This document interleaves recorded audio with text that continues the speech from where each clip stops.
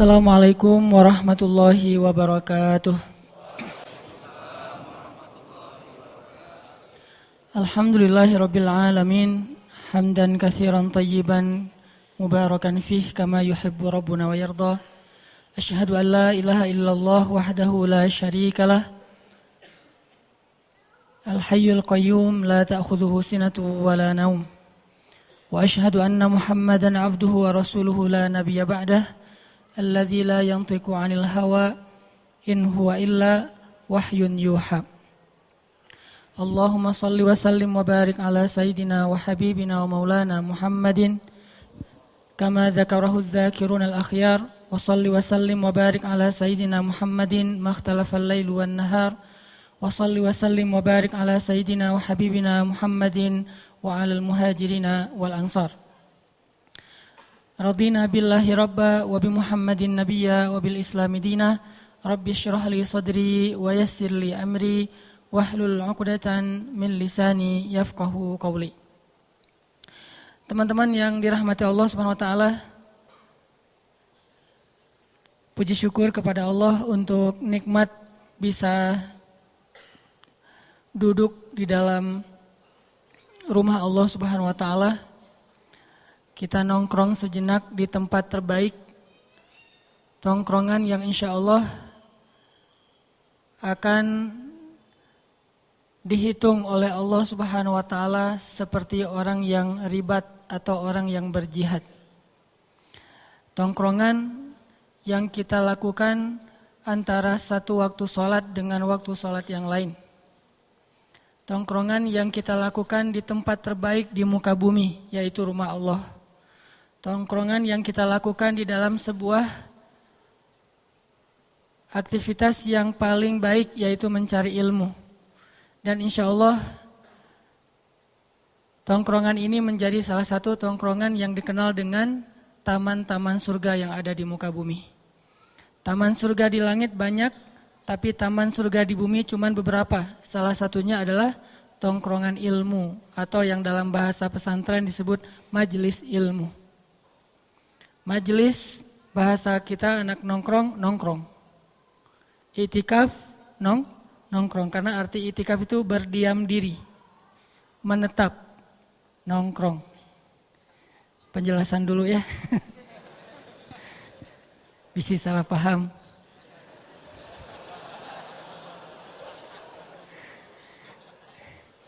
Dan ini adalah sebaik-baik tongkrongan insya Allah, walaupun kita tetap respect dengan tongkrongan-tongkrongan teman-teman yang lain di tempat main, di kafe dan seterusnya. Karena kita punya prinsip no judgment, kita nggak berani menjudge orang lain.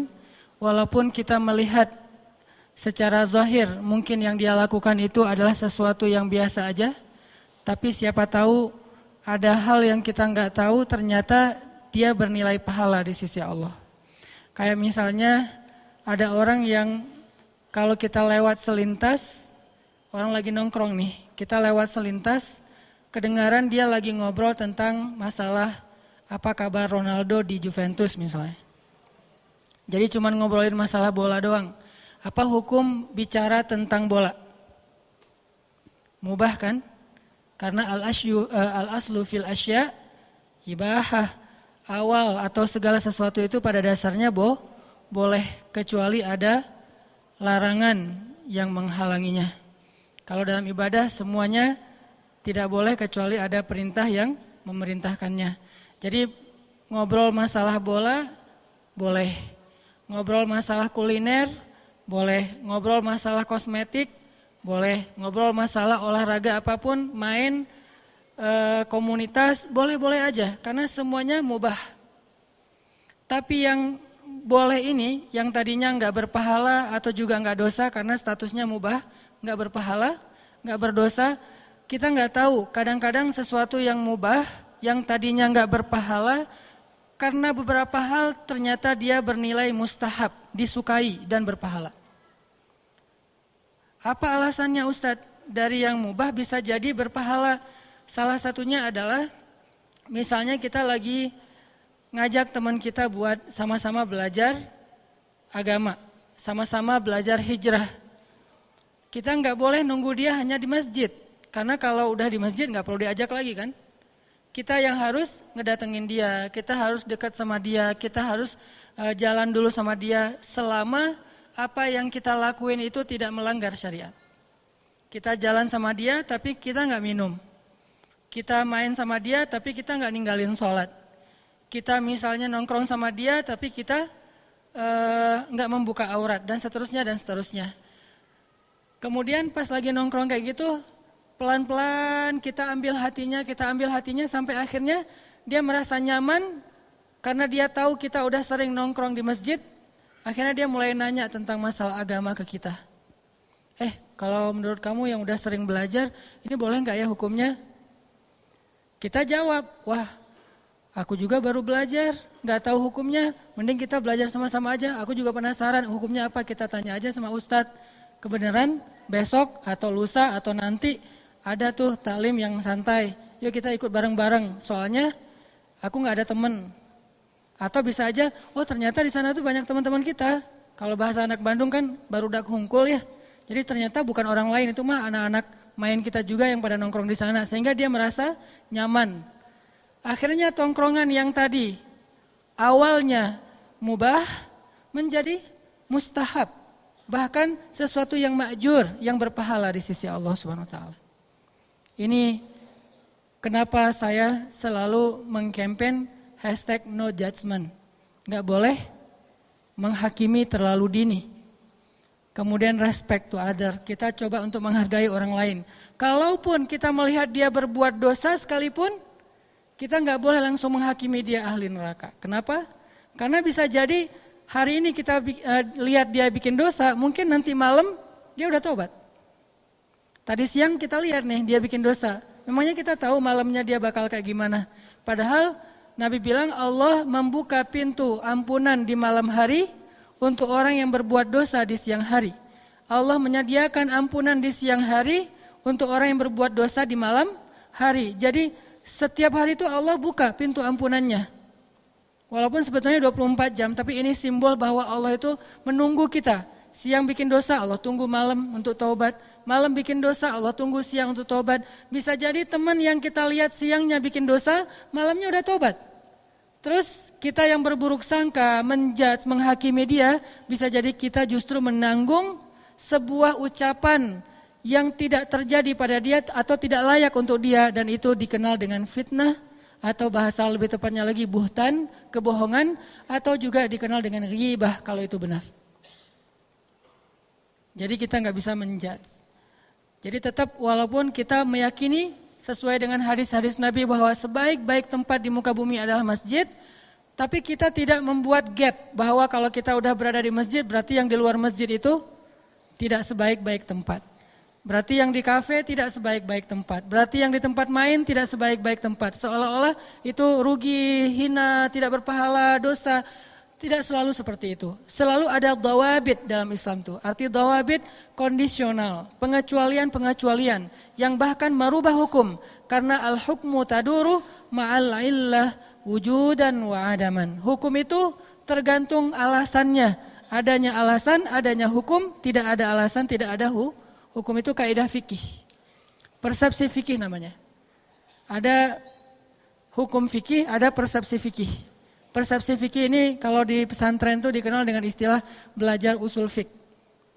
Kaidah-kaidah fikih. Dari usul fik, persepsi fikih, akhirnya lahirlah sebuah produk-produk fikih yang dikenal dengan hukum atau fatwa. Nah, fatwa, hukum tergantung illah. Illah itu alasan, illah itu penyebab, illah itu kondisi. Sehingga menjadikan sesuatu itu halal ataupun haram. Bahkan kadang sesuatu yang haram berubah statusnya menjadi boleh, bukan halal tapi boleh dalam kondisi tertentu. Kenapa? Karena ad-darurah tubihul mahzurah. Sesuatu yang darurat bahkan kadang membolehkan yang tidak boleh. Jadi yang haram menjadi mubah, bukan menjadi sunnah ya. Karena kalau sunnah kan harusnya banyak ya. Kayak misalnya yang haram tuh sebutlah daging ataupun hewan yang diharamkan dalam Islam.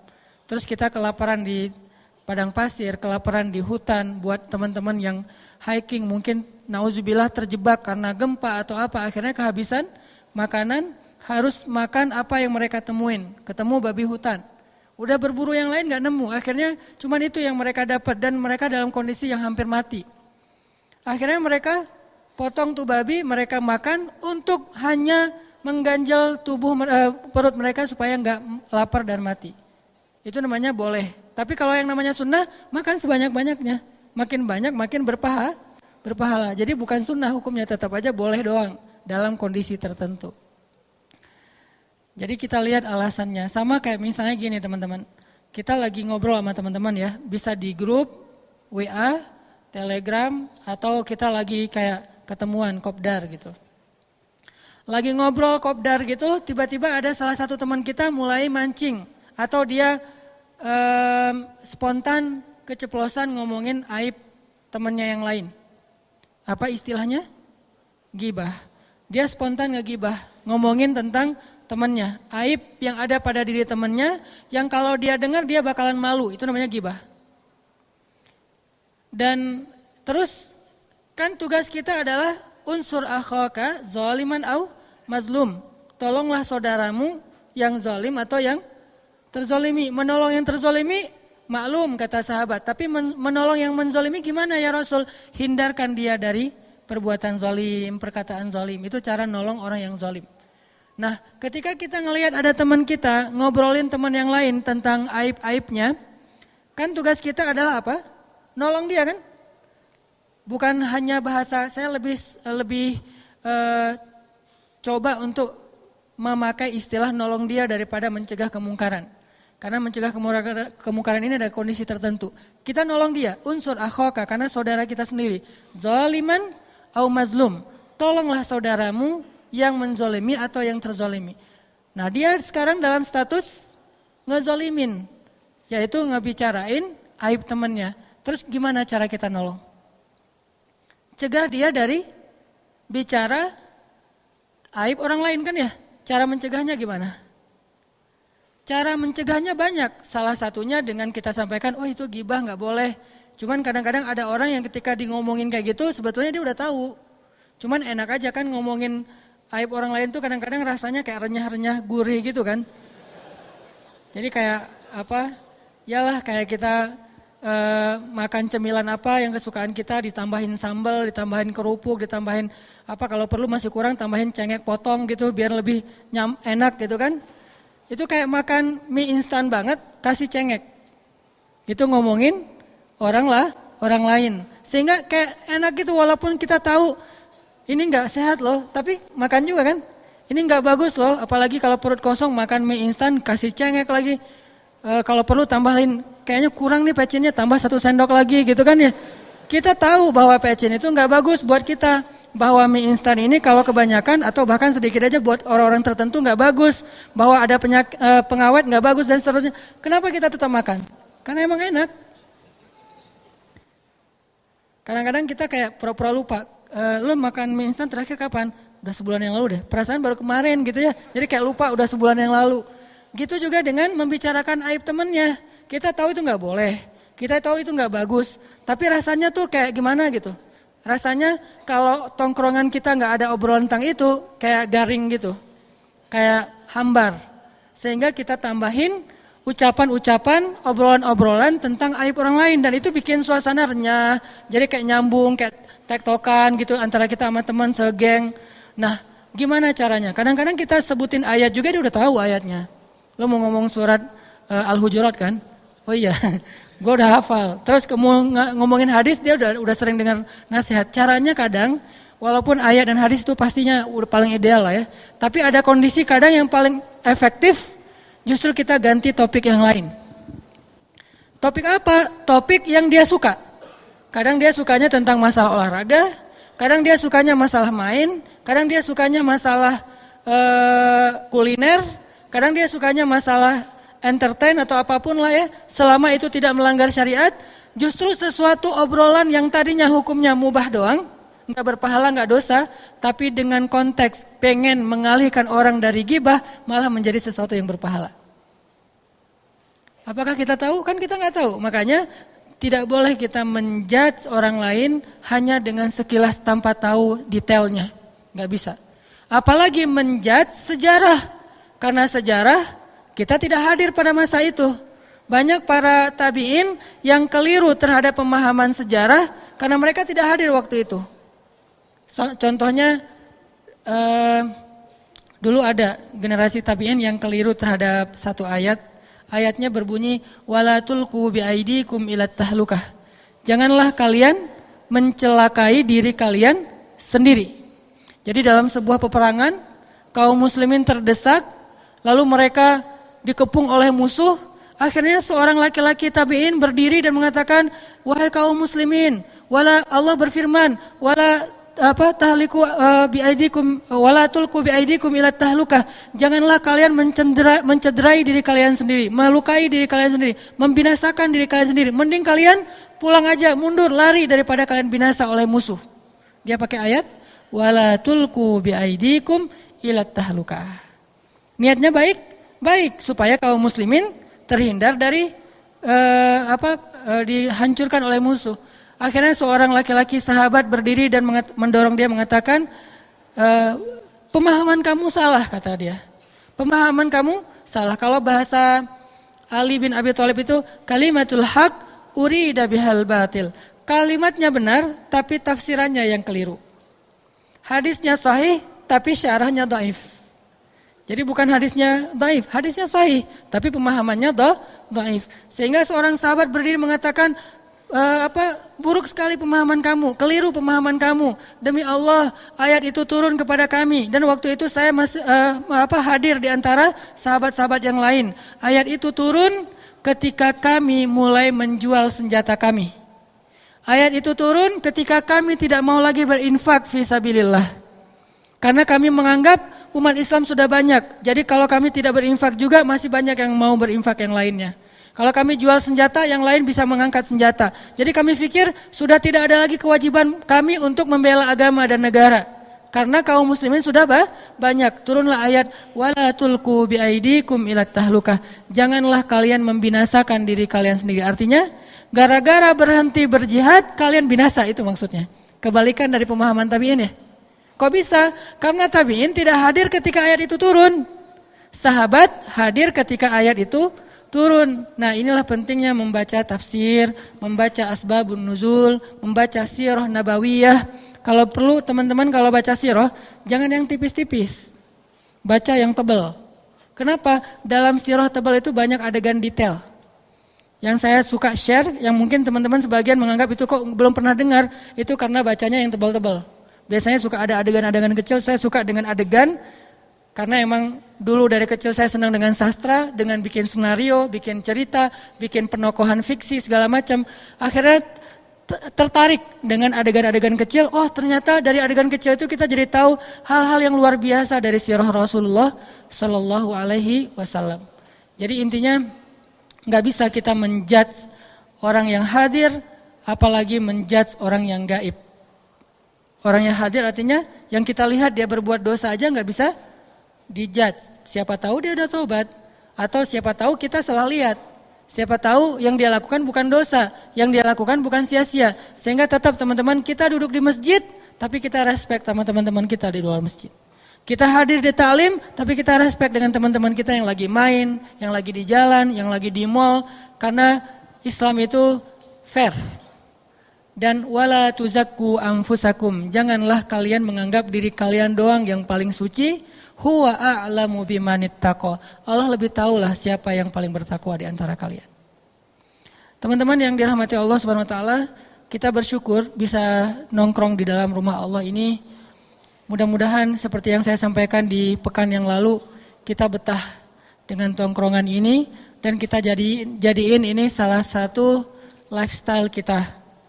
Kalau disebut anak nongkrong, bukan hanya nongkrong di tempat-tempat main kita atau di tempat-tempat ngopi kita, tapi juga anak nongkrong itu berarti kita coba nongkrong dalam tongkrongan ilmu. Sehingga ketika kita nongkrong, Allah Subhanahu wa taala nge-like. Allah kan suka kepada orang-orang yang bertaubat kan? Suka itu kan nge-like ya. Innallaha yuhibbut tawwabin wa wa yuhibbul mutahhirin atau mutatahhirin. Fiha rijalun yuhibbuna ayyatatahharu, kata Allah.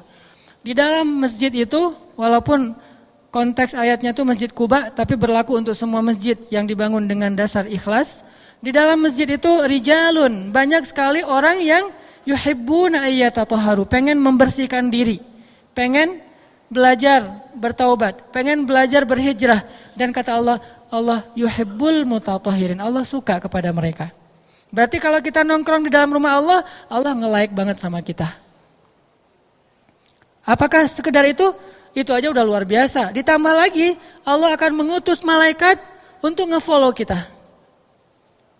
Ngapain malaikat nge-follow kita? Ngedoain kita. Kalau dalam bahasa sosmed, nge-komen. Tapi isi komennya itu doa semuanya. Gak ada satupun malaikat yang hate kepada kita. Semuanya komen, Allahumma gfirlahu warham. Ya Allah ampunkan dosanya, ya Allah sayangi dia. Ya Allah ampunkan dosanya, ya Allah sayangi dia.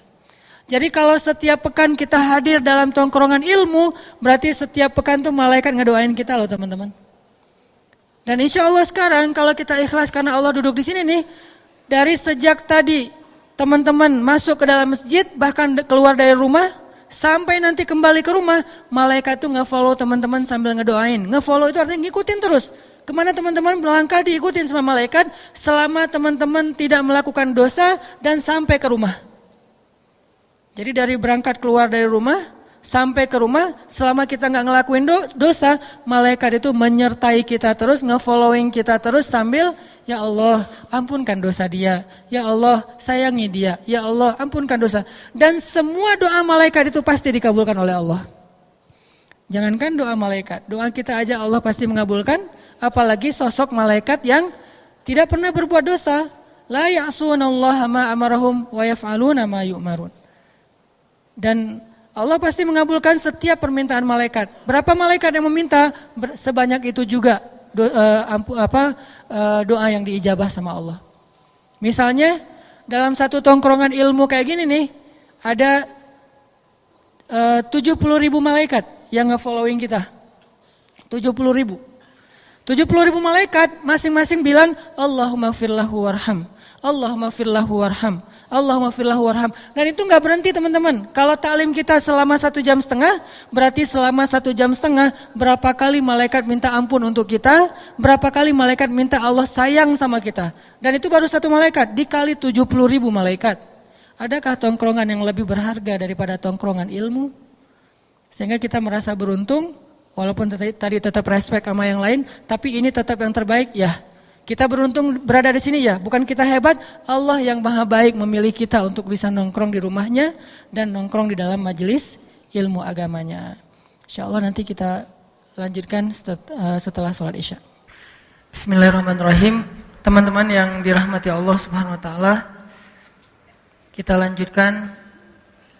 Pada malam ini kita ingin membahas tentang masalah sendiri.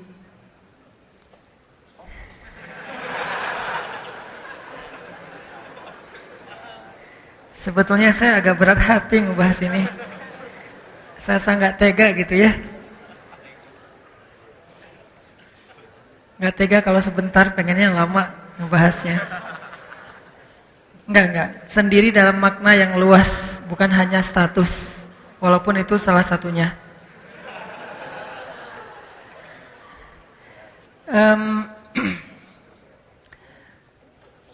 Kadang kita pernah ngerasa kayak berat ketika kita lagi sendiri, yang biasanya heboh bareng dengan geng, bareng dengan teman-teman, tiba-tiba karena satu dan lain hal, akhirnya teman-teman menjauh dari kita. Mungkin kita salah ngomong, mungkin kita salah sikap, mungkin kita terbawa emosi, mungkin kita gak suka dengan komen teman kita di grup, akhirnya kita kayak menjauh atau dijauhin sama geng kita, sama teman kita. Mulailah merasakan kesendirian. Atau kadang-kadang kita merasa sendiri itu di antara orang ramai karena dianggap mungkin cuma kita doang yang idealis. Yang lain terlalu realistis. dalam pekerjaan misalnya. Yang teman-teman kita ngikutin aja flow atau budaya di kantor kita yang sebetulnya menurut kita nggak nyaman, nggak tenang gitu. Kayak misalnya banyak hal-hal yang nggak sesuai dengan agama, nggak sesuai dengan tuntunan Allah, dan bahkan dalam aturan negara juga itu sebetulnya melanggar. Tapi karena udah terbiasa kayak gitu, jadilah culture ya, jadilah habit. Nah di antara satu kantor, cuman kita doang yang mungkin masih bertahan, nggak mau ikut-ikutan. Mulailah merasakan kesendirian di antara banyak orang. Atau justru kesendirian itu muncul setelah kita udah punya keluarga. Ketika istri lagi ngambek, nggak mau ngajak ngomong sama sekali. Ketika istri lagi ngambek, kita harus tidur di sofa. Ketika istri lagi ngambek, kita harus itikaf di masjid. Nih curiga buat yang rajin itikaf nih, kenapa? Karena Nabi pernah itikaf di masjid beberapa malam gara-gara merasa tidak nyaman dengan sikap istri-istri beliau yang waktu itu pada cemburu. Saking lamanya Nabi tidak pulang ke rumah, istri-istri Nabi merasa khawatir jangan-jangan kita udah dicerai sama Nabi. Lalu mereka mengutus Abu Bakar As-Siddiq, "Ya Abu Bakar, tolong tanyakan kepada Nabi, apakah Nabi sudah menceraikan kami?" Lalu Abu Bakar datang untuk bertanya kepada Nabi, Nabi diam, enggak menjawab. Abu Bakar juga enggak enak, takut ngeganggu Nabi, pulang aja. Terus ngutus Umar bin Khattab, bapaknya Hafsah.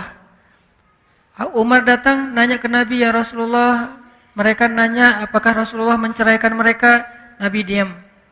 Akhirnya Umar balik lagi ke rumah istri-istri Nabi, mengatakan tidak ada jawaban dari Rasul. Makin khawatir istri Nabi, jangan-jangan benar kita udah diceraikan. "Ya Umar, tolong tanya lagi sekali lagi kepada Rasulullah, siapa tahu Rasulullah mau menjawab." Nabi datang lagi nanya, Umar datang lagi bertanya kepada Nabi, duduk di sebelah Nabi, "Ya Rasulullah, mereka khawatir, benar enggak Rasul sudah menceraikan mereka?" Nabi menjawab, "Enggak wahai Umar," dengan wajah sedih.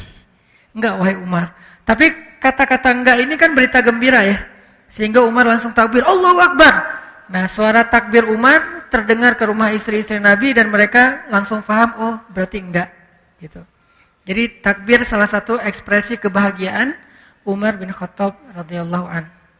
Intinya kadang kita udah punya pasangan masih merasa sendiri. Walaupun gak lama sih, gak sampai bertahun-tahun juga, beda sama yang masih sendiri beneran ya. Cuman itu lebih sakit teman-teman. Kalau sendiri beneran kita sendiri, ya emang gitu. Ya mau gimana lagi kan? Dan gak ada yang bisa kita salahin. Tapi kalau udah punya pasangan, dicuekin, kita ngomong gak diwaro, terus kita udah jungkir balik lucu-lucuan, udah jadi badut-badutan depan dia gak ketawa, dia gak senyum. Wah berarti kita dosa besar nih. Kesalahan kita fatal banget, sampai udah jadi badut, dia gak ketawa. Yang ketawa malah anak kita gitu ya. Emaknya biasa aja. Dan itu yang emang gak enak sih, di dalam satu rumah bareng, tapi gak ngomong. Gak usah seharian, sejam aja gak enak. Apalagi seharian, 2 hari, 3 hari, walaupun idealnya sih maksimal 3 hari ya. Tapi, dan 3 hari ini batas maksimal. Terus minimal tergantung tingkat kesolehan. Makin soleh, makin cepat lerainya. Makin soleh, makin cepat islahnya. Makin soleh, makin cepat damainya. Maksimal mentok-mentoknya jangan ngelanggar lebih dari 3 hari. Tapi kalau bisa lebih cepat berapa lama Ustadz? Ya tergantung tingkat kesolehan. Ada orang yang cuma butuh waktu beberapa menit, beres damai. Ada orang yang butuh sejam 2 jam, damai. Ada yang tunggu sampai mentok. Kan belum 3 hari Ustadz. Ini tingkatan batas maksimal. Kalau udah lebih dari itu, la yahil. Tidak dibolehkan dalam agama. Intinya, kita seringlah banyak alasan, banyak kasus yang kita ngerasain kayak sendiri gitu. Terus kita pernah kangen dengan seseorang karena udah lama gak ketemu. Pernah katanya. Kayak LDRan gitu ya. Atau mungkin kalau sekarang enak, beda dengan zaman saya waktu masih di Kairo dulu, kan belum ada smartphone, belum ada Android, belum ada medsos yang secanggih sekarang. Dulu masih kirim surat. Saya tahun pertama tuh masih pakai surat ke mama, maksudnya ke ibu saya. Jangan curiga dulu. Salah satunya. Masih pakai surat dulu teh. Surat sama telepon rumah. Jadi belum ada handphone. Kalau ada satu yang punya handphone tuh pengusaha sukses banget. Itu juga handphonenya handphone yang bisa ngelempar anjing terus lari segede gambreng gitu kan ya. Nah, itu masa-masa itu kan orang ngerasa kayak kalau pergi jauh ya jauh beneran ya. Beda dengan sekarang kan, sebentar-bentar telepon, WhatsApp call kayak gitu, video call Malah kalau sama geng bisa teleconference. Wah, gampang lah sekarang. Kalau dulu kalau pergi merantau ya merantau. Nggak ngelihat wajahnya, nggak ngedengerin suaranya, dan jarang dapat surat. Sekali dapat surat itu kayaknya kayak apa gitu. Kamu ada surat tuh, wah heboh gitu kan ya. Baca surat, terus dimukai dengan Assalamualaikum, terus berpantun dulu segala macam. Ala-ala tahun 90-an lah. Nggak ngerasain ya? Beda generasi. Jadi benar-benar ngerasa sendiri. Ini ada yang unik nih. Rasulullah SAW pernah merasakan sendiri, pernah merasakan kangen, bukan dengan manusia, kangennya kepada malaikat. Coba lihat tingkat keimanannya. Kangennya kepada Jibril alaihissalam. Karena udah 12 hari gak ketemu Jibril. Karena kan biasanya Nabi setiap hari ketemu Jibril kan, setiap hari ketemu, kadang-kadang ngebahas tentang satu ayat, kadang-kadang dapat ayat baru. Karena Jibril itulah yang mengajarkan Al-Quran kepada Rasulullah. Allamahu syadidul quwa. Al-Quran itu diajarkan oleh syadidul quwa, malaikat yang perkasa, malaikat yang gagah, malaikat yang kuat. Yaitu Jibril alaihissalam. Dzu mirratin fastawa, yang wibawa, yang karismatik, malaikat yang keren banget. Nah, biasanya setiap hari Jibril ketemu sama Rasulullah. Nah, ini udah 12 hari dalam satu riwayat yang lain bilang 15 hari, sebutlah 2 minggu lah ya. Udah 2 minggu gak ketemu dengan Jibril, sehingga Nabi sedih. Kemana ya Jibril gak turun-turun dari bumi, beliau ngelihat ke langit. Mana ya Jibril kok gak turun-turun, sedih, kangen. Mana ya Jibril, setiap hari, aduh hari ini belum ketemu Jibril, besok belum ketemu Jibril. Udah lama gak pernah ketemu sama Jibril. Jibril juga di langit kangen sama Nabi. Tapi gak bisa turun. Aduh gimana ya, kangen sama Muhammad, kangen sama Muhammad. Jibril kangen banget sama Rasul, Rasul kangen sama Jibril. Jadi kangen-kangenan. Siapa? Antara Nabi dengan malaikat, saking solehnya. Kalau kita pernah nggak kangen dengan ulama, kangen dengan seorang guru, kangen dengan seorang ustadz, kangen dengan orang yang menghijrahkan kita. Ini adalah salah satu rasa rindu yang insya Allah berpahala di sisi Allah. Yang pastinya kita kangen kepada Rasulullah SAW. Nah, Nabi kangennya dengan Jibril. Kenapa nggak turun wahyu? Ini salah satu skenario Allah untuk ngasih Nabi banyak kebaikan, banyak hikmah. Yang jelas nggak turun wahyu aja sekitar 2 minggu. Sampai-sampai bukan cuma Nabi merasa kesepian, merasa kayak kangen gitu sama Jibril, ngerasa kayak nelangsa gitu, ngerasa kayak gimana nih gitu. Ditambah lagi Nabi dibully sama orang-orang kafir Quraisy. Nabi dibully di medsosnya orang-orang kafir Quraisy. Mereka pada pakai hashtag Muhammad ditinggalkan oleh setannya. Sampai gitu ngomongnya. Bukan ditinggalkan oleh Jibrilnya, tapi ditinggalkan oleh setannya. Mereka menganggap Jibril seperti setan.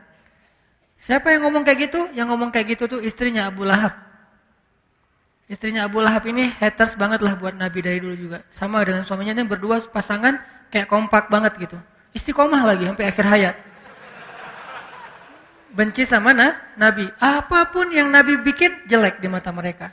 Dicari-cari kesalahan Nabi. Ketika Nabi lagi kemana, teman-teman cuma imajinasikan ya. Gimana terganggunya Nabi sama 2 orang ini. Terganggu banget teman-teman. Jadi belum subuh, 2 orang ini udah di depan pintu rumah Nabi nungguin. Begitu Nabi keluar dari rumah, diikutin. Diikutinnya bukan mau ngelindungin kayak Abu Bakar, kayak Umar, kayak yang lain-lain kan ngelindungin Nabi ya. Kalau ini bukan, pengen ngerecokin Nabi. Kalau Nabi baru ngomong, gak usah percaya, dia tukang sihir, udah pergi aja, gitu coba. Dan orang percaya sama Abu Lahab, karena dianggap Abu Lahab ini pamannya Rasul sendiri. Pamannya aja ngomong kayak gitu, jadi gak usah percaya. Jadi kemana Nabi pergi, Abu Lahab ngekor gitu. Terus Nabi berdiri, dia berdiri, Nabi duduk, dia duduk, nungguin terus. Ini nggak elegan banget cara ngeganggunya.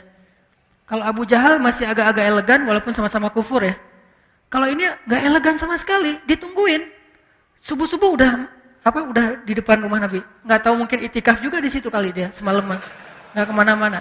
Jadi sangat terganggu Rasul sama Abu Lahab and soulmate-nya itu Ummu Jamil, istrinya Abu Lahab. Sampai-sampai Nabi pernah mau bikin acara kayak tabligh akbar kalau bahasa kita ya, crowd gitu kan, berdiri di atas bukit Sofa. Kemudian Nabi memanggil penduduk Mekah, ya ahla Mekah, ya ma'syara Quraisy, halummu ilayya. Wahai penduduk Mekah, wahai orang-orang pemuka Quraisy, berkumpullah ke saya, ke sini kata Nabi. Nabi kalau ngomong tuh lembut, suara lembut beliau terdengar jarak sekian dan sekian. Jadi orang yang jauh mendengar suara beliau seperti orang di sebelah beliau. Ini mukjizat suara Nabi. Kalau mukjizat suara Daud bikin orang terkesima, makhluk terkesima. Kalau mukjizat suara Nabi bikin orang mukni, langsung kayak ngeklik gitu dengan suara beliau. Ketika Nabi khutbah Haji Wada kan itu jumlah yang jamaah yang hadir kan ratusan ribu ya, Haji Wada. Pas Haji Wada Nabi khutbah terakhir itu yang dengar sepadang Arafah dan Nabi nggak pakai mic loh. Kebayang nggak sejarah waktu itu? Nabi berdiri di tengah padang Arafah, terus orangnya ada ratusan ribu, Nabi khutbah nggak pakai mic. Terus gimana yang di belakang? Nggak gitu kan?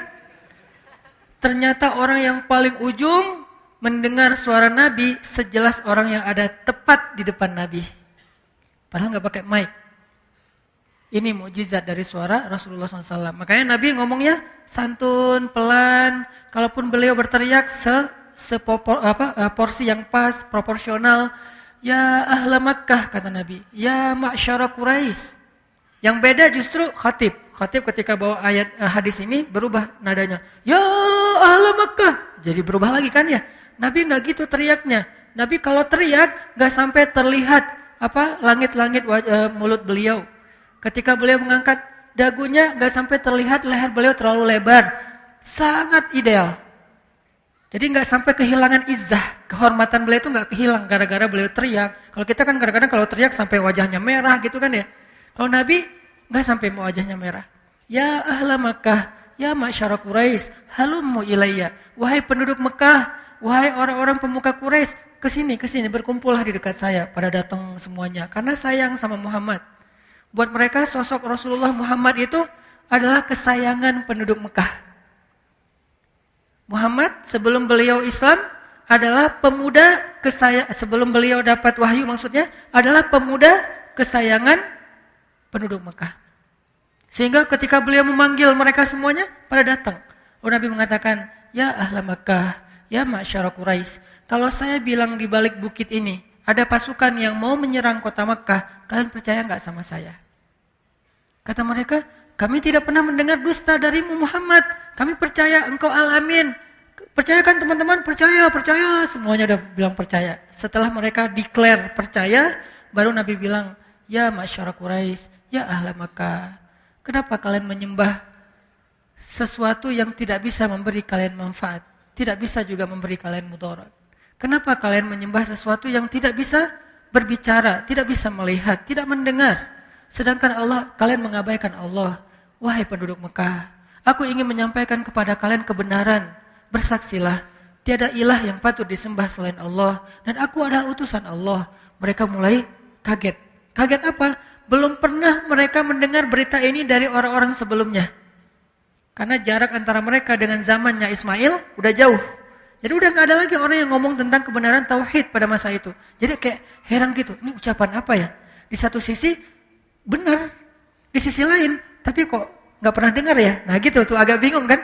Benar tapi gak pernah dengar. Jadi kayak polemik antara logika mereka yang benar tapi culture-nya loh kok yang lain gak ngomong gini, kok cuma Muhammad doang ngomong gini. Jadi kayak mereka kediam gitu.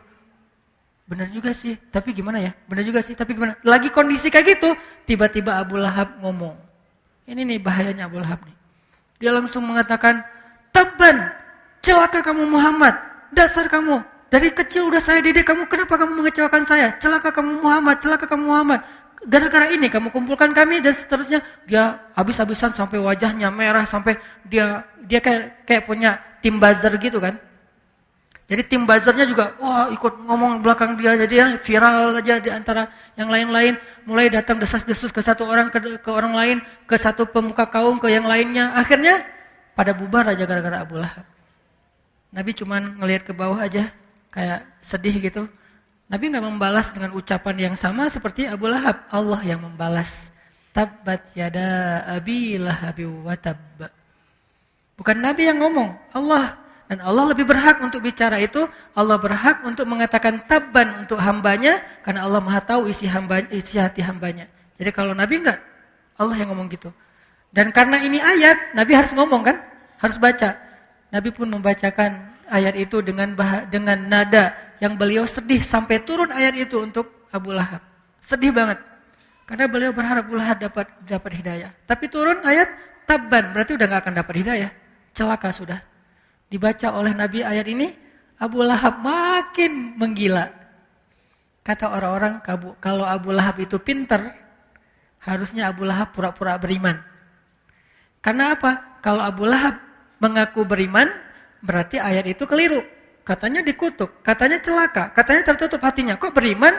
Berarti Muhammad bohong dong. Kalau Abu Lahab pintar. Tapi itulah, Allah sudah menutup hatinya, pikirannya, summum bukmun umyun, sehingga dia tidak bisa berstrategi. Udah aja dia pergi marah-marah sendiri gak jelas. Nah ini artinya udahlah Nabi, udah 2 minggu gak ketemu Jibril, gak dapat wahyu, Nabi kayak sedih gitu, sepi gitu, gak ada Jibril dalam hari-harinya. Nabi sedih, tiba-tiba datang Ummu Jamil ngeledekin. Datang orang-orang kafir Quraisy ngeledekin. Muhammad sekarang rasain tuh ditinggalin sendiri, makanya jangan sok suci apa segala macam. Mulailah Nabi merasa sedih, merasa sendiri. Lalu turun ayat ketika waktu itu Jibril meletakkan jidatnya di atas Ka'bah. Turun Jibril setelah 2 minggu. Meletakkan jidatnya di atas Ka'bah. Sebagian ulama mengatakan itu salah satu ayat yang Jibril mendatangkannya dalam wujud asli.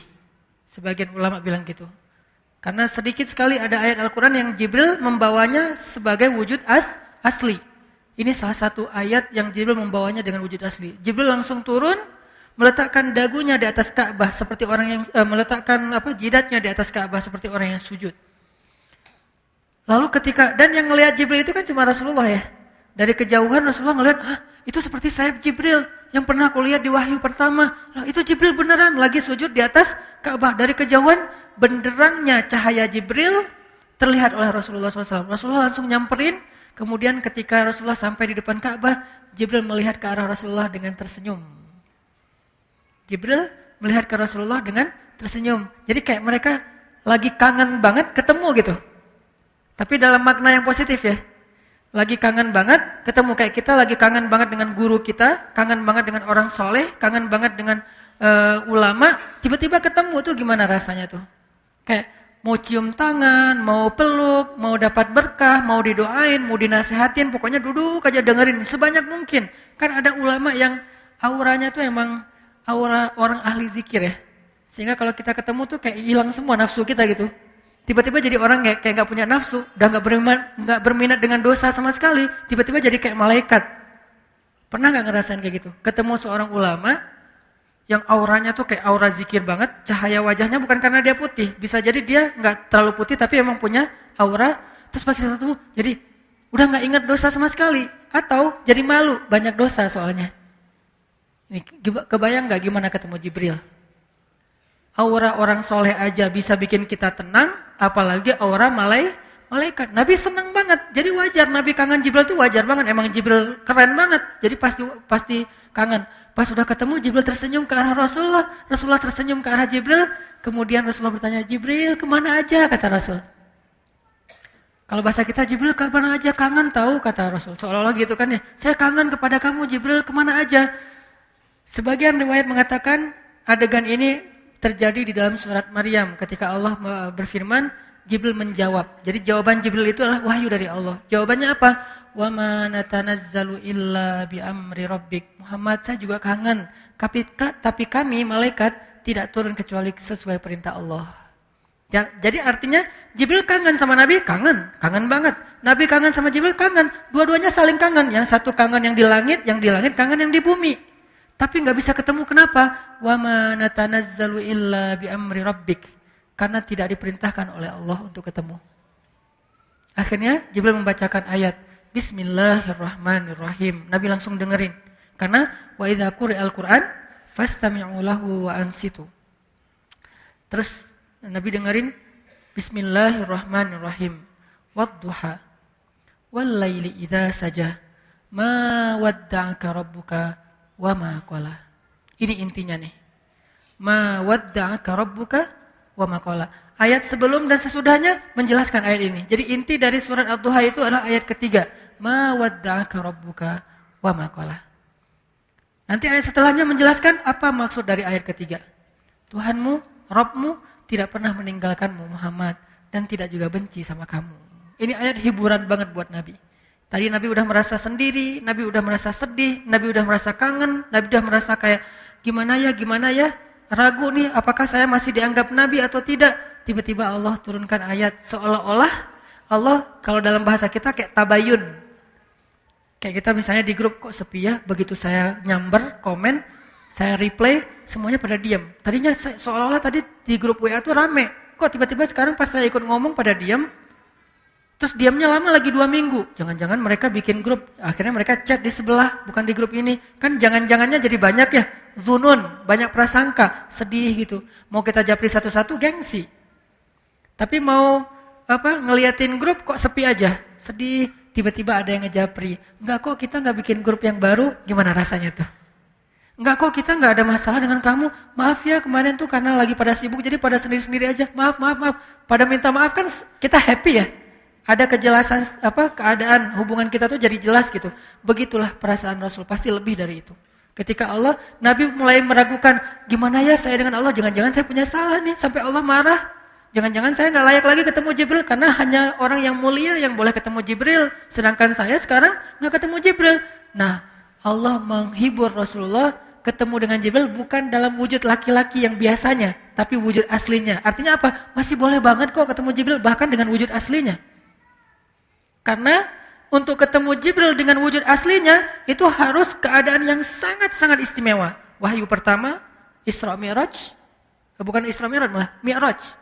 Karena pas Isra itu enggak, pas Mi'raj, pas di Sidratul Muntaha, Jibril berwujud sebagai wujud aslinya. Jadi kayak setelah lama enggak ketemu, Nabi ngerasa kayak jangan-jangan saya udah enggak layak ketemu Jibril. Sekarang tiba-tiba Jibril datang dengan wujud yang sebenarnya. Berarti layak banget ketemu Jibril.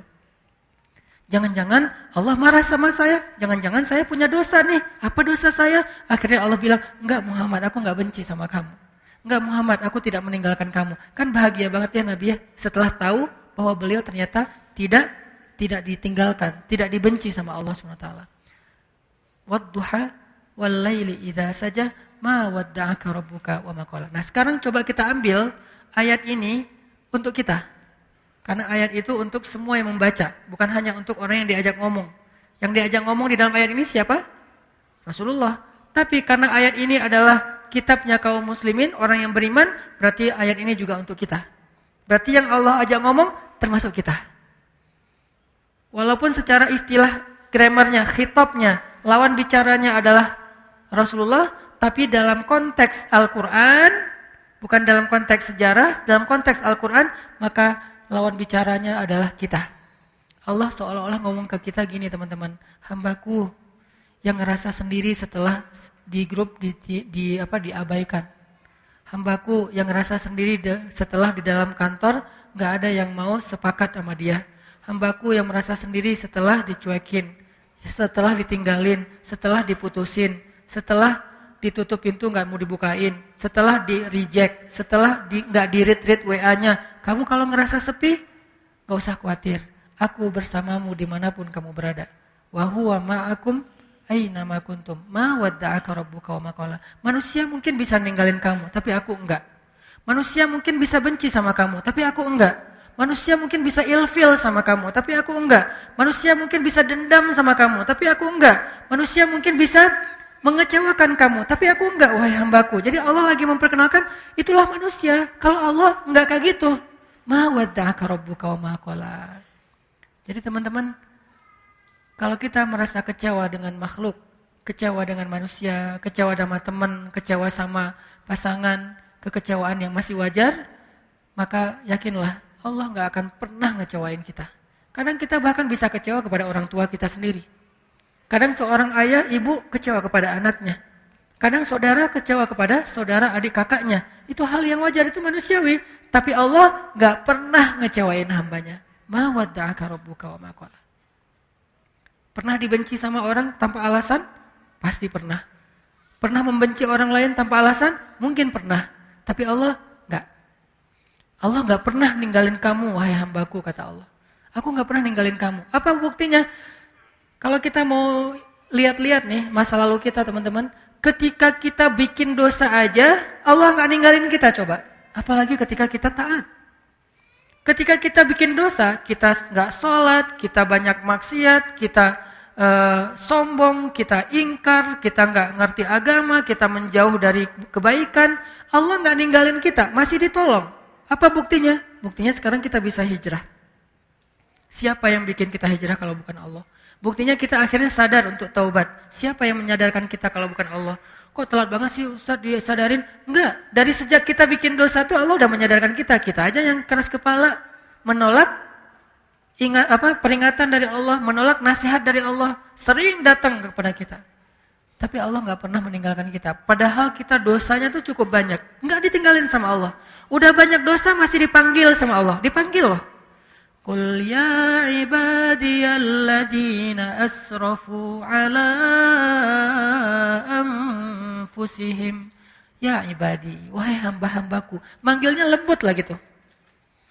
Kalau ayah manggil anaknya dengan bahasa lembut, ya bunayya.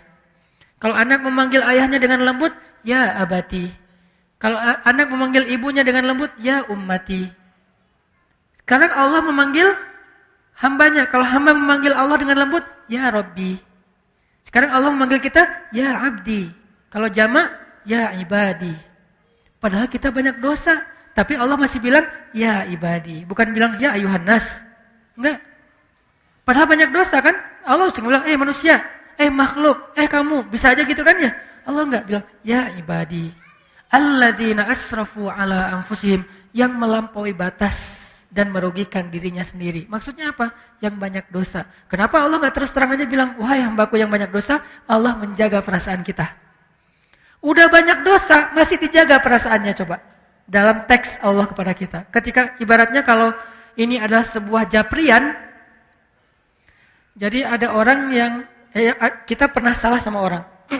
Sehari, 2 hari, sebulan, setahun, bertahun-tahun. Kita banyak salah sama dia. Tapi dia masih ngejapri kita dengan panggilan-panggilan yang akrab antara dia dengan kita. Dan dia nggak nyebut dosa-dosa kita sama sekali. Dia nggak bilang, kamu kan emang banyak dosa kan sama aku selama ini. Kamu kan pernah gini, ini. Enggak, dia nggak ngomong kayak gitu. Friend, bro, bahasa-bahasa yang akrab antara kita dengan dia, enggak sama sekali ngomongin dosa. Ada enggak orang kayak gitu? Enggak ada. Allah, udahlah kita banyak dosa, udahlah kita sombong banget, udahlah kita sering mengabaikan Allah, Allah sering enggak kita warok, tapi begitu sesekali Allah manggil kita, panggilannya lembut, jaga perasaan lagi. Ya ibadi, alladzina asrafu ala anfusihim, hamba-hambaku yang melampaui batas. Gitu doang bahasanya. Bukan hamba-hambaku yang hina, hamba-hambaku yang kotor, hamba-hambaku yang pernah berzina, hamba-hambaku yang pernah membunuh, hamba-hambaku yang enggak, yang melampaui batas, bahasa yang elegan. Tidakkah kita belajar dari Al-Quran? Al-Quran itu teks yang sangat elegan. Hadis, teks yang sangat elegan. Sejak kapan komen kita tidak lagi berkiblat kepada Al-Quran dan hadis? Kita mengaku pembaca Al-Quran, tapi kita komennya tidak Qurani. Kita mengaku mempelajari hadis, tapi komen kita tidak nyunnah. Arti nyunnah gak elegan seperti Nabi. Pernahkah Nabi menggunakan istilah-istilah yang tidak baik untuk orang lain? Sampai Nabi mengatakan apa? Kalau ada budak perempuan kalian berbuat zina, maka cambuklah dia, tapi jangan cela dia. Cambuk itu bagian dari hak agama. Nggak boleh diabaikan, itu hak agama. Bagian dari keadilan hukum. Cambuklah dia, tapi jangan cela dia. Lalu kalau dia berzina lagi 2 kali, maka cambuklah dia, tapi jangan cela dia. Kalau dia berzina lagi sampai 3 kali, maka juallah dia walau dengan harga seutas tali, murah. Tapi jangan cela dia. Coba. Tetap nggak boleh mencela. Terus apakah kita merasa lebih layak daripada Rasulullah untuk mencela orang lain? Hanya gara-gara berbeda partai? Hanya gara-gara berbeda pandangan politik? Hanya gara-gara beda mazhab dalam fikih? Hanya gara-gara beda geng? Di mana Al-Quran dan Sunnah? Di mana Al-Quran dengan teks elegannya, di mana sunnah dengan teks elegannya. Kita mengaku Al-Quran dan sunnah. Bahkan kita mengaku sebagai ahlinya. Ahlinya apa? Ahlus sunnah. Yang paling berpegang dengan sunnah. Di mana elegannya? Bukankah Nabi itu terkenal dengan tabligh? Apa arti tabligh? Kemampuan berkomunikasi yang paling baik. Sehingga ketika Nabi bicara, semua orang ngerasa nyaman dengan ucapan Nabi. Soal diterima atau ditolak itu masalah egonya. Tapi nyaman pasti. Nyaman dengan mendengar ucapan Nabi. Sehingga Allah mengajarkan kita. Bahkan kepada orang yang udah ngecewain Allah, Allah masih bilang, ya ibadi. Sampai ketika Nabi Musa mau ketemu Jibril, Allah tahu banget Musa. Karena Musa orangnya, karena beliau adalah orang yang gagah, karena beliau adalah orang yang terbiasa bicara belak-belakan, beda dengan Harun. Musa dan Harun ini 2 karakter yang berbeda. Harun diplomatis. Kalau Musa, dia apa adanya karakternya. Karena Allah tahu kayak gitu, akhirnya Allah bilang, wa qula lahu qawlan layyinan. Nanti kalau ketemu Firaun, jangan lupa ya, ngomongnya pelan-pelan aja, kata Allah. Layyin, yang lembut, yang santun, jangan marah-marah. Ketemu siapa? Firaun. Apakah kita lebih rendah daripada Firaun? Sehingga kita layak untuk dimarahi atau kita memarahi orang lain? Apakah teman kita hanya beda masalah sepele, dia lebih jelek dari Firaun? Enggak. Kalau ke Firaun aja dibilang qula lahu qawlan layyinan, lalu siapa yang kita ajak bicara?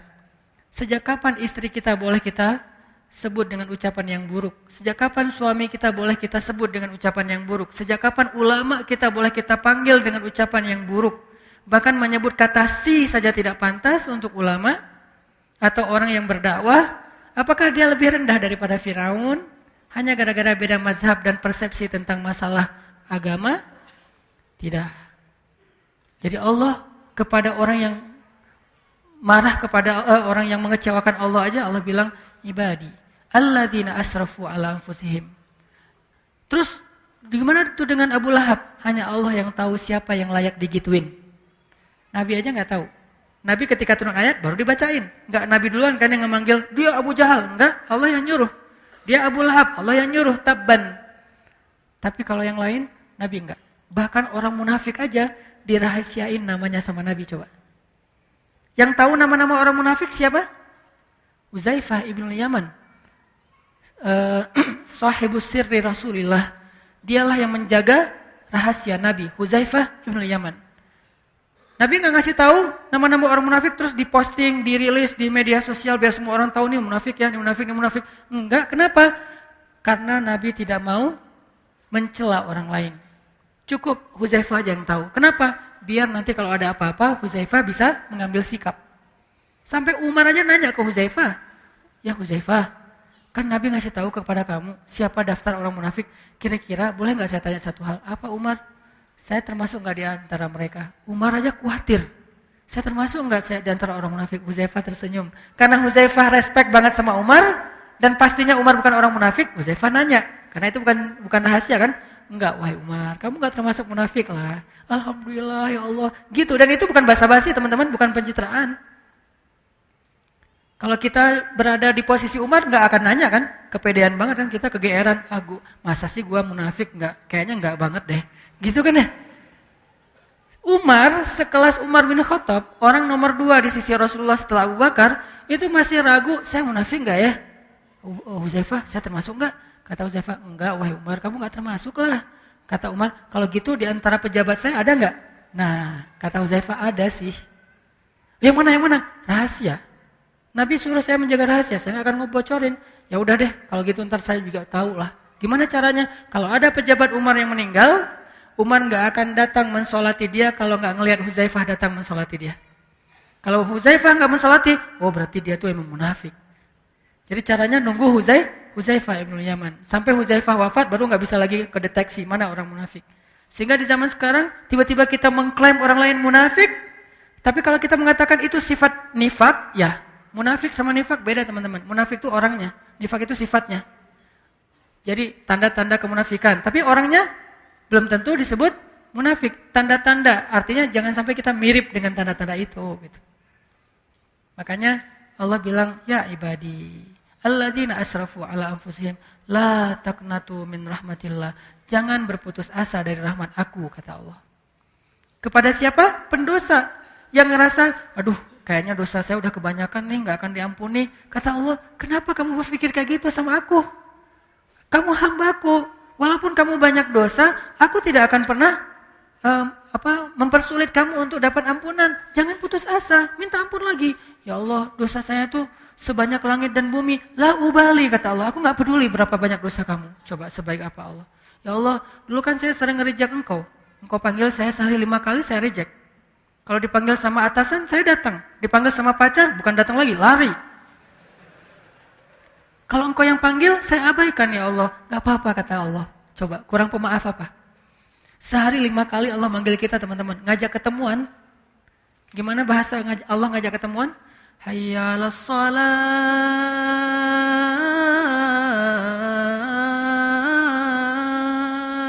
Hambaku ketemuan yuk. Kalau bahasa kita kan? Bahasa resminya apa? Mari kita sholat. Sholat itu artinya apa? Ketemu Allah kan? Kalau kalian seolah-olah kalian melihat Allah, kalau tidak melihat kalian yakinlah Allah melihat ketemuan gitu. Allah ngajak ketemuan, bahasanya kalau diterjemahin selama ini resmi. Saya lebih senang menerjemahkan bahasa daily kita lah. Arti hayya 'alas shalah dalam keseharian kita, yuk ketemuan yuk. Allah ngajak kita ketemuan. Padahal kita yang butuh Allah, Allah nggak butuh kita, tapi Allah yang ngajak kita ketemuan. Hayya 'alas shalah.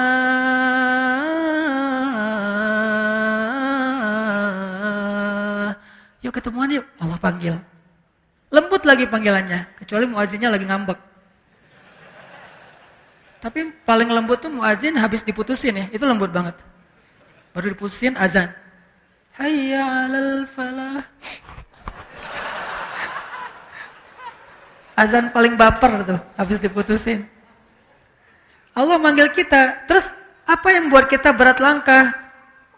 Menunda-nunda panggilan Allah, Allah ngajak ketemuan kita kayak nggak datang gitu, kayak berat banget. Apa? Takut kita yang harus bayarin. Allah bilang, hayya 'alal falah. Tenang aja, aku yang bayarin. Kalau bahasa kita, falah itu apa? Untung, kamu nggak bakalan rugi. Tenang aja, nggak kamu kok yang bayarin, aku yang traktir, aku yang kasih kerjaan, aku. Ntar kalau misalnya kamu ninggalin sesuatu terus rugi, aku ganti kok.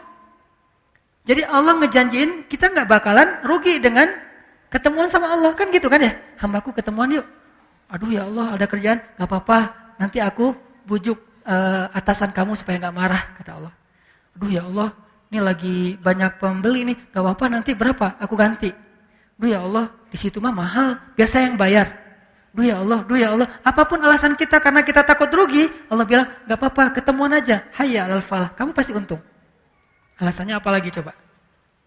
Allah ngajak ketemuan, Allah ngejamin kita nggak bakalan rugi. Jadi kalau bahasa kita, hambaku ketemuan yuk, nggak usah khawatir, aku yang bayarin. Oh ada kerjaan ya, ntar aku gantiin. Oh ada pelanggan ya, ntar aku tambahin rezeki kamu. Terus apa alasan kita nggak datang? 5 kali sehari Allah panggil.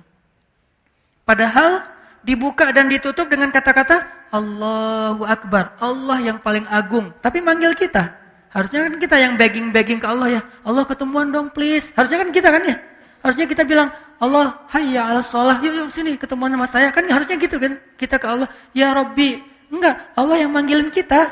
Ini agak-agak unik nih. Yang butuh siapa? Yang ngajak siapa? Kan gitu. Padahal Allah gak butuh kita, ghaniyun 'anil alamin. Allah gak butuh sama sekali. Kita kufur serentak semuanya, itu gak ngurangin kebesaran Allah walaupun setetes air di ujung jarum yang dicelupkan ke laut, enggak berkurang. Gara-gara kita kufur, nih biar Allahnya bete nih, kita kufur aja sekalian. Enggak, biasa aja. Kalau kita kufur kan Allah rugi. Siapa bilang? Oh ya udah, biar Allah tambah mulia, kita taat aja. Enggak. Ketaatan kita enggak bikin Allah lebih mulia. Enggak bikin Allah kekuasaannya bertambah. Karena kita enggak ngaruh buat Allah. Mau taat, mau kufur, enggak ngaruh buat Allah. Sama sekali enggak ngaruh. Terus ngapain Allah manggil kita? Murni karena sayang. Bukan karena butuh. Ibu kita baik-baik ke kita, wajar. Karena sayang plus berharap suatu saat kita jadi anak yang berbakti, anak yang ngedoain orang tua, anak yang nanti akan menjaga orang tua, kan gitu kan? Sayang plus ada harapan. Tapi kalau Allah sayang doang, nggak pakai ada harapan-harapan apapun.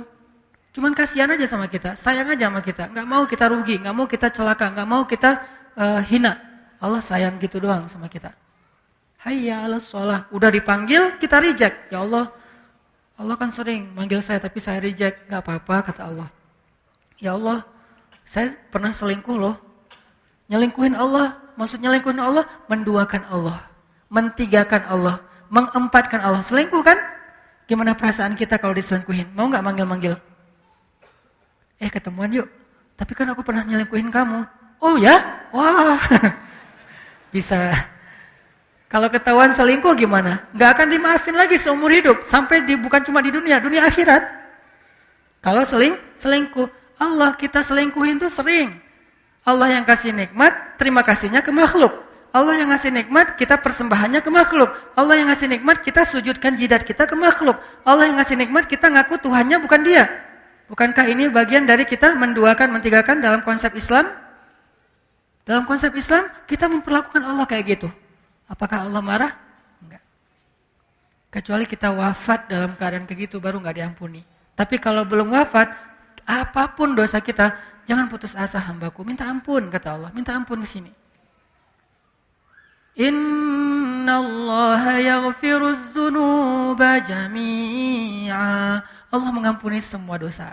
Enggak ada yang enggak. Ya Allah, dosa saya tuh langit dan bumi, aku tidak peduli. La ubali, aku enggak peduli. Ya Allah, saya pernah gini, la ubali. Ya Allah, saya pernah gitu, la ubali. Saya enggak peduli, enggak peduli. Yang penting kamu minta ampun, ya. Berapa kali bilang astagfirullah? Cuma sekali, cukup. Sekali doang mengampuni semua dosa-dosa kita di masa lalu yang bertahun-tahun lamanya. Kurang apa? Baiknya Allah Subhanahu wa taala. Itu maksud dalam berbuat dosa aja Allah enggak ninggalin kita. Apalagi ketika kita taat. Terus kalau berbuat dosa aja Allah masih sayang sama kita, gimana kalau kita taat kira-kira? Maka apa yang membuat kita khawatir untuk taat sama Allah? Apa yang membuat kita khawatir untuk memilih pilihan Allah?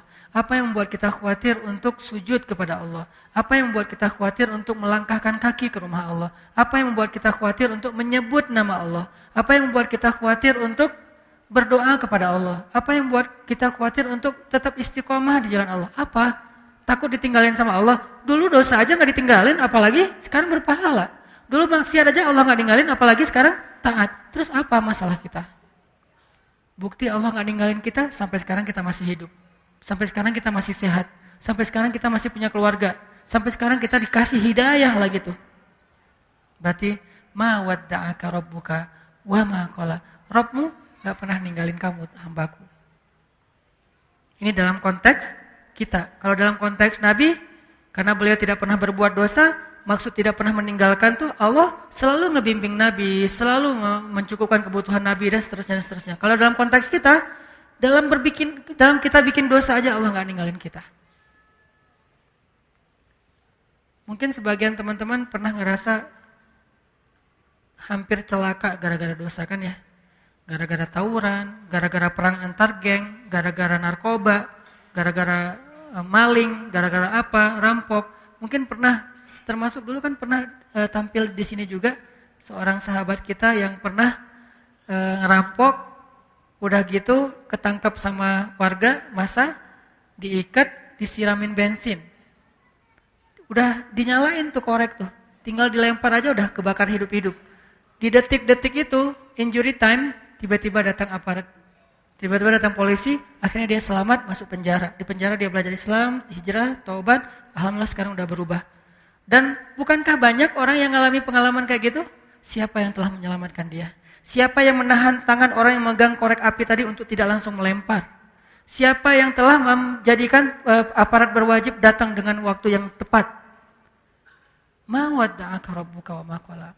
Harusnya kalau mau hitung-hitungan nih, gara-gara riba, mungkin kita tuh udah celaka dari dulu. Tapi nggak celaka, cuma susah doang. Ya susah kita sendiri yang cari kan ya. Tapi celaka enggak. Allah tahan supaya nggak kita celaka. Dan Allah tahan supaya kita segera taubat, supaya nggak nambah lagi. Mungkin kalau kita nambah lagi, udah celaka nih. Alhamdulillah kita dapat hidayah, ya udah segitu aja deh hutang kita, 100 M. Kalau nggak dikasih hidayah mungkin 1 triliun. Karena 1 triliun juga kalau dimasukin ke perut manusia, itu nggak bikin dia kenyang kan? Bukankah kata Nabi, kalaupun dimasukin langit dan bumi ke perut manusia nggak bikin dia kenyang, karena hawa nafsunya. Jadi karena Allah beri kita hidayah, ya udah deh cukup 100 M aja. Sekarang kamu tinggal mikirin gimana ngelunasin hutang-hutang kamu. Bukan terpuruk sampai sekian ratus M. Allah tetap menyelamatkan kita teman-teman. Ma wadda'aka rabbuka wa ma qala. Sekarang kita belajar, bisa enggak ketika kita sepi, ketika kita sendiri, kita tetap merasa ada yang nemenin. Ini yang kita coba pelajari. Al-unsu billah, kalau dalam bahasa pesantrennya. Apa arti al-unsu billah? Berduaan sama Allah. Al-unsu billah, berduaan sama Allah. Bisa enggak kita? Coba latih deh berduaan sama Allah. Salah satu cara melatih berduaan dengan Allah, ya ayyuhal muzammil, qumil laila illa qalila. Wahai orang yang berselimut, bangun, bangun.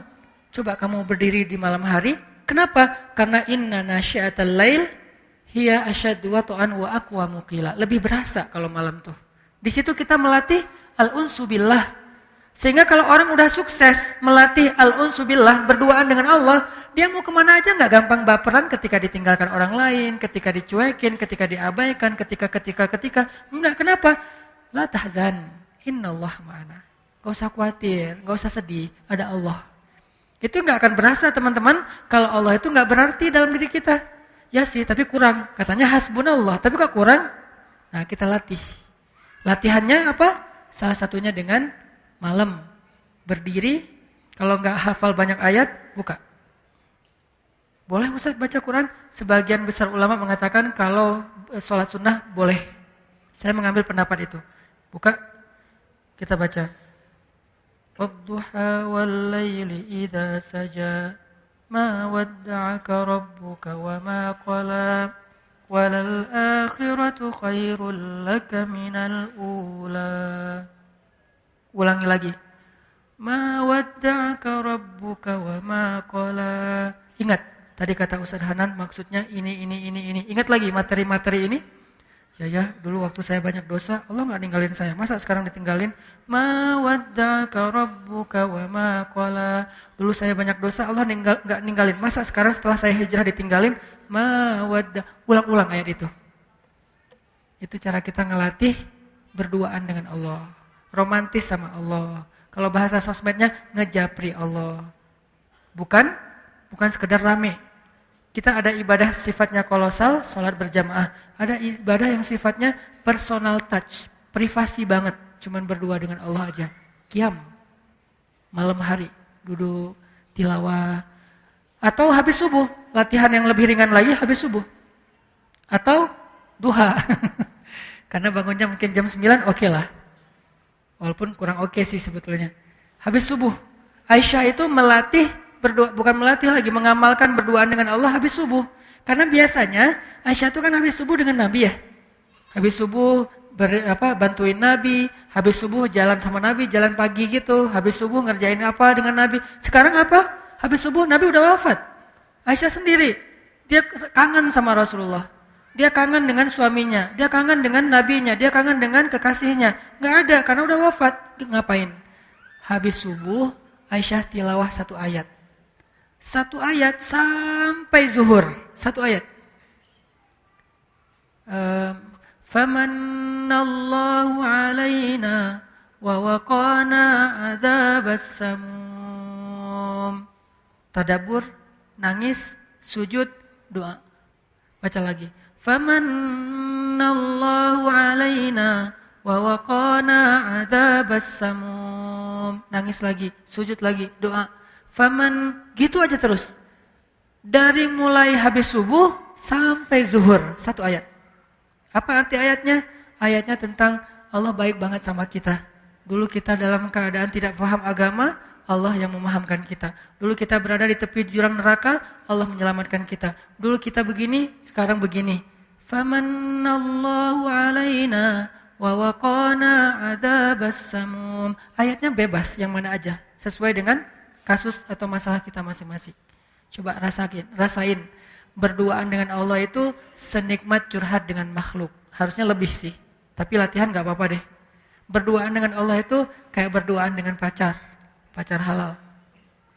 Berduaan dengan Allah itu kan kita kalau lagi pengen berduaan sama pacar halal kita, istri atau suami kita, gak mau diganggu orang ya. Bahkan kalau ketemu orang di kayak lagi makan di kafe, tiba-tiba ketemu teman, itu kayak aduh, kok sekarang sih ketemu dia kan lagi pengen berdua tuh. Terus orang itu nggak paham lagi tuh. Wah, kebenaran nih, aku satu meja ya. Ngeganggu ya. Ada orang kan agak-agak nggak pengertian nih. Akhirnya dia duduk bareng kita diem aja, dia heboh sendiri. Nah, kita bisa nggak gitu? Ketika lagi berduaan sama Allah, nggak mau diganggu. Ada waktu seperti itu. Tapi ada waktunya kita memang dengan makhluk, dengan manusia, hablum minan nas. Tapi ini ada waktunya pengen berduaan aja sama Allah. Sampai Nabi juga ketika mau berduaan sama Allah, Nabi di masjid, nggak di rumah sholatnya. Padahal kalau di rumah bisa aja, tapi beliau ke masjid biar nggak ada yang gangguin. Ini teman-teman, ma wadda'aka rabbuka wa ma qala. Insyaallah pada kesempatan yang akan datang kita lanjutkan kalimat yang lain dari surat At-Tuha. Mudah-mudahan satu demi satu ayat yang kita pahami ini bisa jadi fast charging iman kita. Kan fast charging itu nggak butuh panjang-panjang ya. 1 ayat langsung ngecas. Nah, ini namanya fast charging. Coba nanti diulang ayat ma wadda'aka rabbuka wa ma qala. Mudah-mudahan itu bisa bikin kita la tahzan, enggak usah khawatir. Innallaha ma'ana. Allah bersama kita. Itu aja yang bisa saya sampaikan. Semoga Allah Subhanahu wa taala memberi kita taufik setelah hidayah, artinya setelah kita faham kita bisa mengamalkan, dan semoga Allah Subhanahu wa taala menambahkan untuk kita kebaikan setiap bertambah ilmu, dan kebaikan itu menjadi bermanfaat buat orang-orang di sekitar kita.